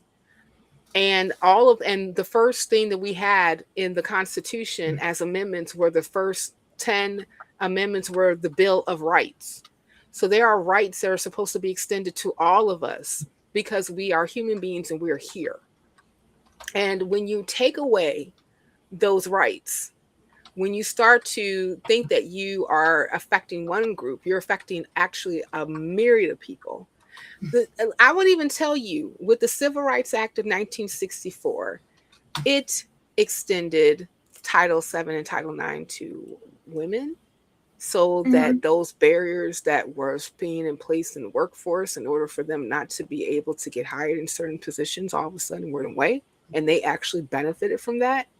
You actually had the expansion of more assistance when it came to immigration that brought over other groups of people who from several different countries all around the world. You also were able to push more equitable systems that all of us can take advantage of so that we can actually build a better society, not take away from it. And then the Voters' Rights Act was just a response to when people in the South who were Black tried to vote, they were put with these crazy, insane barriers to keep them from being able to exercise their rights as citizens. So I'm from New Hampshire. Okay, so let me give you an example of segregation within white communities. Okay, so this happens with white people as well. So I grew up in New Hampshire, which is comes from very puritanical sort of roots, where like English came over, and they were like, "Hey, we don't want to be part of the the Church of England, so we're going to establish a colony." And they were very puritanical, which we are still feeling the effects today. Because I want to remind people, like 300 plus years is not a lot of time. No, it's not a lot.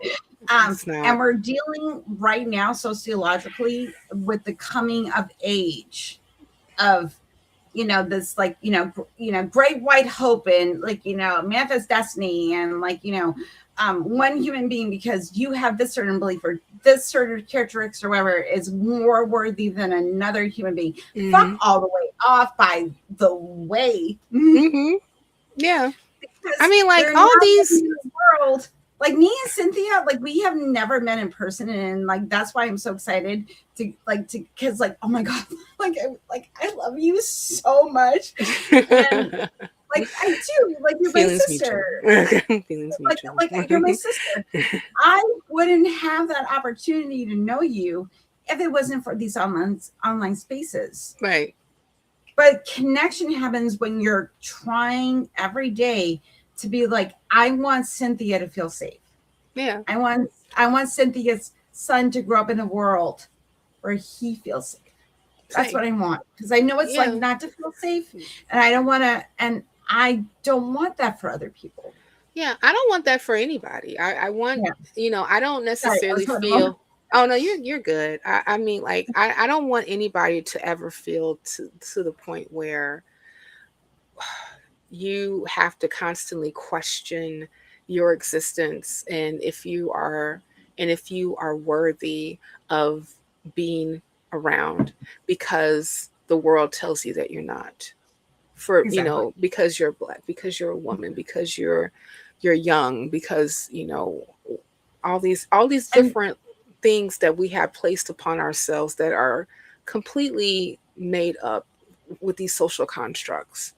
And we use them to be a fetter around our necks that will not allow us to breathe.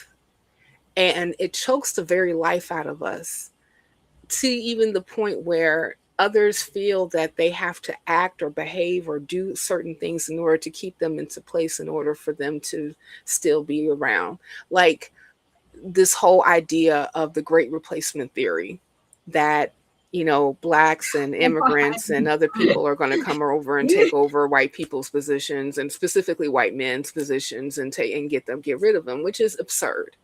And so so now you have to overtly push these different tactics in order for white men to stay in power, so that they won't have their biggest fear come to pass, right?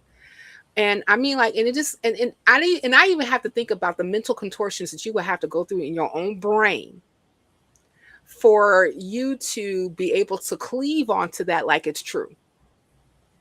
And yeah, it's I don't know how. I watched this past week in The Master with Philip Seymour Hoffman and Joaquin Phoenix, that grew up in the Children of God cult. No, bless their hearts. Okay, and Reverend Phoenix also grew up in this cult, and he tragically died from overdose at the age of 27 years old. Sure did. So let's let's take a walk, people. Mm-hmm. Let's take a walk. Because when a community of people, and this is why I love social psychology, because and I continue to study this, even though like I didn't get like a professional degree. I still I feel like I can talk confidently about this because like I'm standing on the shoulders of giants. Okay, so I'm gonna say this, like, we, because of memory, and because memory is so tied to identity and also belief about the world and your place in it. Okay, so because guess what? Yeah, biology tells me that, like, you know, I was like, you know, I'm cis, and you know, this is like, you know, what like society says like your role is, like, okay, like, you know, but it does not tell you how to reclaim your body. It does not tell you like who you are as a person. And this, for those of us that go through trauma, like, you know, Cynthia goes through, you know, sociological trauma of people telling her because she is a different color that she is not worthy of the same rights and privileges that white people get. And I'm over here going like, girl, yeah, I'm also dealing with this too, because I'm a female, and I'm queer, and I'm an atheist.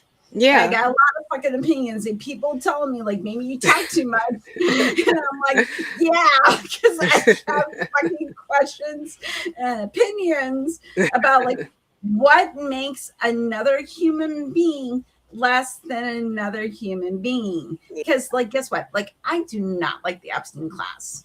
But I also recognize something went very wrong, because like between Bobby Kennedy,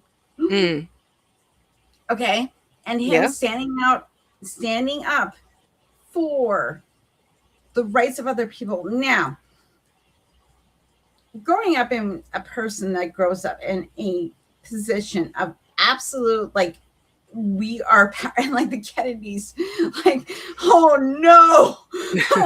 And also, I'm from New England, and the Kennedys have so much influence in New England. Sure did. Not believe. And then you see this motherfucker that is like cutting off raccoon penises, and you're like, we have reached a level of absurdity that I cannot. Like, I just can't. And he's writing about it in diaries. And also, I know things about Robert F. Kennedy's like fetishes. Like I know things about his fetishes that I didn't want to know. Yeah. That's when he's like, you shared. I'm not shared dumb or dumb. You shared too much. But like private. Yeah. Yeah. Okay, honey. That's right. There's some things that I just didn't want to know. Yeah, there's certain things I didn't want to know about you. I didn't want to know about all. I mean, like, you know, I ain't tripping on what you know, are into. Like, even in my very close tight circle of friends, like, there's only certain fetishes I will reveal and things about myself. Like, you are like a super trust person. Yeah. Muskrat. I mean, like, there's, I love it, like, meet the fucker's muskrat. Like, yeah, I'm like, it's like this, like here's the thing, like, you know, I'm not, I recognize, you know, what I should share and what I shouldn't, and and there's certain things that I just keep to myself. So there's that. So like, I need, you know, some things I don't always want to know. Okay. I mean, like, you know, the things that I really want to know specifically, if I'm talking to a friend, like, if you feel like you need some assistance, and you know, like you want some like, I told Cynthia, I'm like, listen, I'm like, if my white ass says something stupid, please let me know. Yeah, of course. Yeah, I definitely will. I definitely will do that. I don't know. You know, I mean, like, yeah, I'll definitely do that. Like, you know, I want, and I even say this to, like, one of my friends too. Like, listen, like, if I said or done anything that's like offensive, or, you know, you wasn't feeling something I said, please let me know. Because like sometimes I may be in my own bubble, my own mind, my own world, that I may not know if I said something or acted a certain way to, offend somebody, right? But with that being said, I think that Mm-hmm. it's also important for all of us who happen to be in different communities, especially Mm-hmm. like when we're talking to our friends who happen to be also allies that are really wanting to learn and also push causes that are going to further everybody that's in the human race. If there's like a wrong sentiment that is or what have you, then let's talk about it and why, right? And like when you say this, like it's that feel felt found thing. Like when you say this, it made me feel this way because of the things that we have experienced as a community. So I think that's important for all of us to keep in mind, especially like when we're having like any of these particular conversations that could be very sensitive, especially about like about gender and race. um but with that being said, I do, because like I know we're coming up on a 2 hour mark, and like I said, I have another stream later on today. No, I'm sorry, my love. Yeah, and No, I'm going to it's good. shamelessly plug now. You um please do all the it plugging, because chill to your heart's content. Yes, I shall chill. So this evening on my channel, The Roots Matter. See, it's up there. The Roots Matter, right up there. All right, yep, go Um, there. yep, at Mhm. 6 p.m. Central Time, I'm going to be Right speaking. here, Yep, touch it, just right do there, that, yeah, right there, just like that. Real right there. sensitive, like. It I likes will it. be. It consensually very likes it when you click on it. Yes. But I will be speaking with a return guest. His name is Nino Brown. He is an activist and also a leader in the People's Party of Socialism and People's Party of Socialism and Liberation. And he's part of the chapter here in Chicago. And we're going to actually discuss, what does a socialism or socialistic society look like? um can it live with capitalism? Should it not? Should we kill capitalism altogether? Like, what? Let's have that conversation. So we'll be doing that this evening. So it would be great if you guys could attend and talk to us in the chat and let us know what you think, and even I spread the did word. promise my oldest that I will watch The Incredibles after the stream, so I'm Oh going yeah, to do that that. What okay, time? What that's time? cool. What time is it? What time That is it? that yeah, that's cool. What time is your Like stream? No, what time it's is a your stream? six. It's 6 Central. Okay, so that's 7 p.m. I might be able to make it. Okay, that'd be great. Or That'd be great. I will at least pop in and say hi and that I love you. And I will And listen to it on my way to work. Because I and have a I long would fucking food. That's when I usually catch up with you motherfuckers. It's like not when you're actually streaming. It's like at work. And I'm listening to a podcast you did like a month ago. And I'm like, this is a topic I missed. I That's how listen. I work. I am also a person that has a tendency to catch up on podcasts um after the fact. So I'm hey, it's cool with me. Just but if you guys can tune in live, that's great. If you got to catch the replay, that's great. Even if you could like pop in and say hello and just share it on your social media screen so Yeah, that other do people your can. socials. Yep. I try to share like my friends' content as much as I can. I have a Discord, guys. It's in the link. She does. Um, You should yeah, join. like I'm a terrible Discord member though, because like I'm always like, hey, this is like, hey, share all your shit here. It's a good place. Do I show up a lot? No. Like Well, I have things I gotta do. yeah. And I have to find a balance. And right Yeah. now, like it's like, okay, I am at a point right now as I get older Mm-hmm. that I want to have experiences. I don't like I spend a lot of time on this space, but like going like when Mandisa was like, hey, do you want to do a fundraiser for the revival of reason? And then like, like come and be on a couple panels.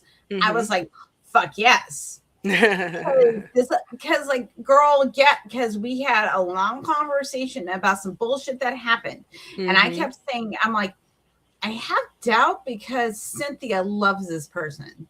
And I trust my girl, right? So I was like, and cognitive dissonance, like if things do not align, and it might take you a little longer to get there. What you do, you say, I am sorry at the time that I did not have the perspective and understanding, and also that I let old ideas influence my perspective. Yeah. I think a That's the lot of us problem. have been guilty of that. Old white guy told me something. Old white guy, person in authority. Old white guy, is in the same field that I have a long, strong, emotional, a mental connection to. Yeah. And then you shift and go, maybe I was wrong because I went through the same experience somebody else went through. And instead of twisting that and turning that into, you triggered something in me and I'm going on attack. How did you feel? How did you feel when people pulled away from you? And you're just like, and people that you trusted and thought that were your friends and cared about you, what do you do when that happens? You own it, and you do repair, and you show that you will show up. Yeah. I think it's oftentimes it's like if you can put yourself into people's shoes. And try to see a perspective that's different from the one that you're doing with at that particular time. It makes a difference. I know that, that's something that I know I personally have to work on, because like oftentimes I know for me, I have a tendency to be very much so in, this is what's happening to me right now and I have to deal with it. And it's very difficult for me to kind of look outside that. But then I have to also remind myself that I am not an individual, I am in a community. Right. And because I am in a community, I share space with others. And we have to, and I think that that's something that all of us need to be conscious of, is that at the end of the day, with all of these things, we are in community, and we are in community with one another. And knowing that we are in community with one another means that we're also not alone. And we have to definitely hold on to those things, because oftentimes just knowing that my community is there is the thing that's going to keep me going for another day. And I think that kind of gets kind of lost in the sauce, because like you and I are from different backgrounds, different different sorts of trauma. Right. we come from a different place of generational trauma. Okay. Right. But at the end of the day, it's just a matter of like, hey, I kind of love you, and I just don't want to see you harmed. Like, can we just do like that's what it boils down to. But like, and just because someone goes through a different experience does not denounce or lessen your experience, but you have to hold space for it. Right. You have to be okay with it, because like there is a tendency, like it could go push to the other extreme, and we've seen this before, where the racism gets turned inward, and I'm like, well, I'm going to hate all white people, and it's like, okay, like or it internalizes. And I talked about this when Mandisa was on. Like, Todd was in the anti racist skinhead movement in like the punk scene in DC in the 1980s. And but there was a lot of crossover with a lot of the skinheads and racist people that were into that type of music. If you want to see an example of this, watch the movie Green Room, which Patrick Stewart plays a leader of a fascist cult. Oh, and wow! It is so good. Interesting. And maybe the actress that played maybe on Arrested Development, I cannot remember her name. She plays one of the members of this like punk band. Okay. This is an example of this, but how racism and also internalized hatred of the self can manifest into very destructive behaviors. So, for example, Todd told me about this particular woman who was a person of color. She was Black, wanted to bleach her skin because she had believed that, people that look like me are better than people that look like her. Yeah. Like And what? Like yeah. it destroy parts of your identity, because like you can't change your genetics.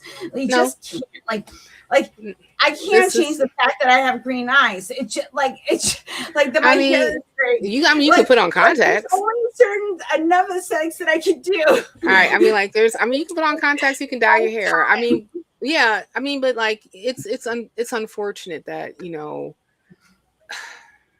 colorism, racism, all these particular isms exist to the point where people feel like that they have to devalue themselves because they are perpetually bombarded with, because you look like this, you're not good enough. And that's a damn shame. That's a damn shame. It's a damn shame because it is. You are a product of your experience. And then then you have to also realize that like the trauma and mental illness and everything, and generational trauma, sociological trauma, personal trauma, just in the day-to-day life of like, I need to like have something core so I can feel okay. Like, and me and Cynthia, like we have a tiny bit of privilege, or try and do it the best that we can, but it might get to a point where both of us like cannot be online, that we have to find like other parts of safety, depending on what level of safety you feel. So if you're responding outside of the space to demands, that is not respecting somebody's safety and where their limits are, because you are a sovereign person unto yourself, and also the people that keep you stable when you're not in this space. Yeah, that's where the safety is. And if you start removing that, and that starts in the macro, removing voting rights, and then you got people. You were mentioning the boomer generation. Mandisa, when she was on last week, we were talking about like how in the churches, the social movements of people that were experiencing, oppression is tied into the church. It is. How do you unravel that? How do you do that? Yeah. That's the next stream. We'll talk about that. Yep. Like Black social movements in church and trauma. That would be that. Yeah, we're going to talk about that too. Like, there's a lot of sociological shit that we could. Yes, that's because that's Shelton here on Wednesday night at 7 p.m. We're going to talk about like, after you leave a cult, what does life look like? Yeah, they wrote a book on it, and like, and also this isn't just like religious cults. This is like very bad ideas that you internalize to be true. And how do you shape a life when you're like, I was wrong. Now, how do I take responsibility and still make a good life? Right. How do I be a helper, not a martyr? Right. Yeah, that part right there. Yeah, because like, I ain't trying to die on nobody's. This is not the hill that I'm trying to die on. Right. I know I'm not trying to die on this hill, and I hope that y'all not either. So. Like, there's a Tori Amos song called "I'm Not David Bowie," like, and it is about like this dude that was like so like she personally knew about this dude that he's like, I'm not as popular in like the music world as I should be, and I'm like such a good artist and stuff like that. And like Tori at the time in the 90s was like really taking off as like this feminist artist, right? And this dude was like, why can't I be like David Bowie? And Tori's like, I'm not David Bowie. I don't know what to tell you. like you want to be worshipped, but you're not like actually doing the really, really, really hard work that David Bowie also did. Yeah. In the 60s and 70s. And that's why he's a fucking icon. Right. Fuck off. Right. So I am so sorry for you, honey, because guess what? We all got to do some fucking work. So do it. Nothing's going to be handed to you, but you can get support. support, and you can get kindness, and you can get people to be like, hey man, I want you to have a good life, and I want your children to have a good life. Exactly. That's it.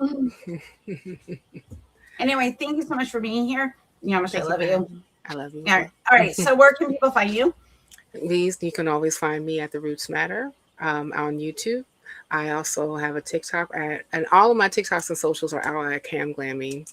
So, check me out there. And also, if you're in Chicago and you are looking for a community, Hadis Secular, you can always find the Black Non-Believers of Chi-Town on Meetup. Please join. I will be putting up a meetup pretty soon.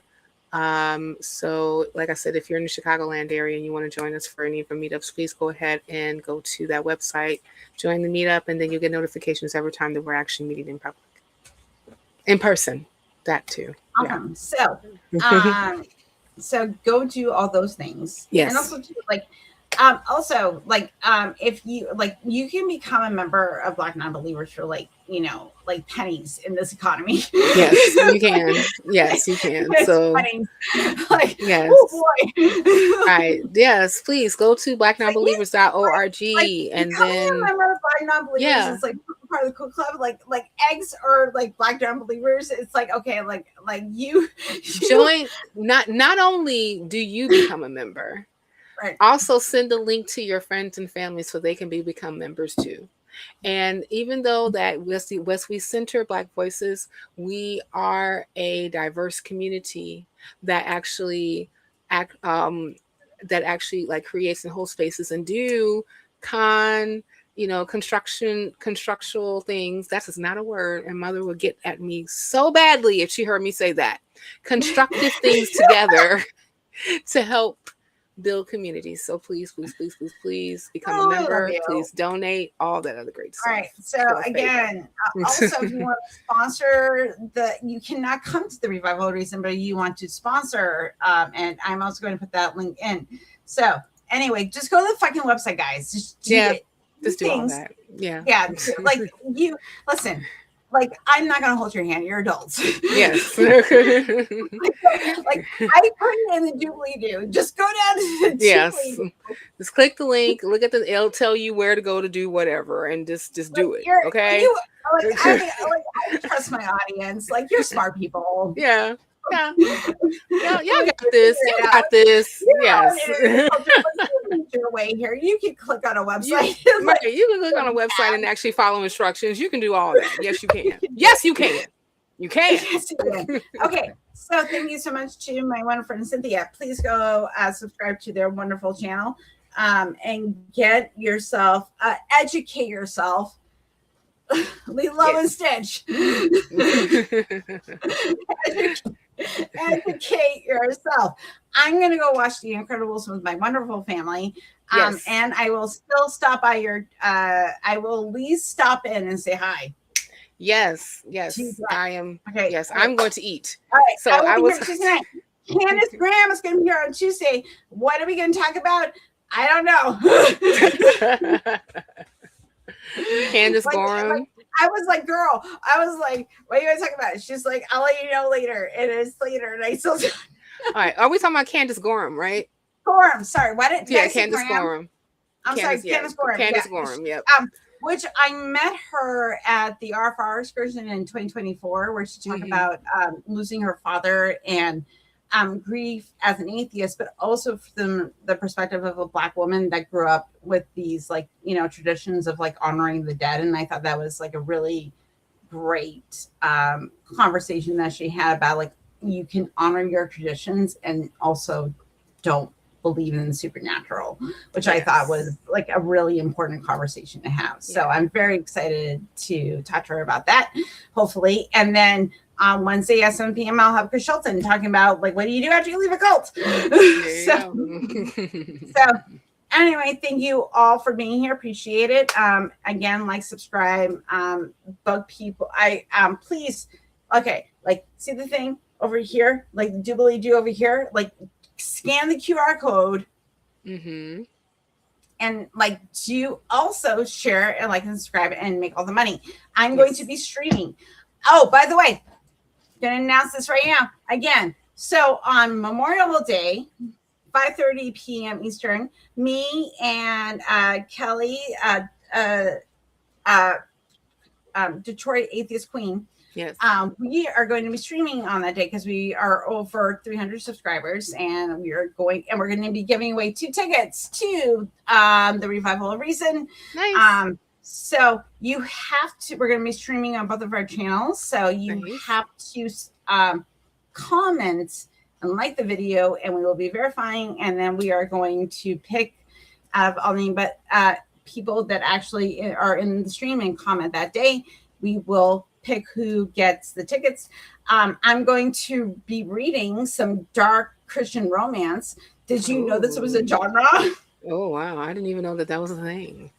I will send you, like, so right before I did my stream yesterday, like my roommate like sent me this. I'll send it to you. It is fucking hilarious, and I want to go on fanfic.net and find a short story, which I will read on the stream. And you're gonna stop by if you're not doing anything on Memorial Day and you are in the space and friends with both of us, you can stop by.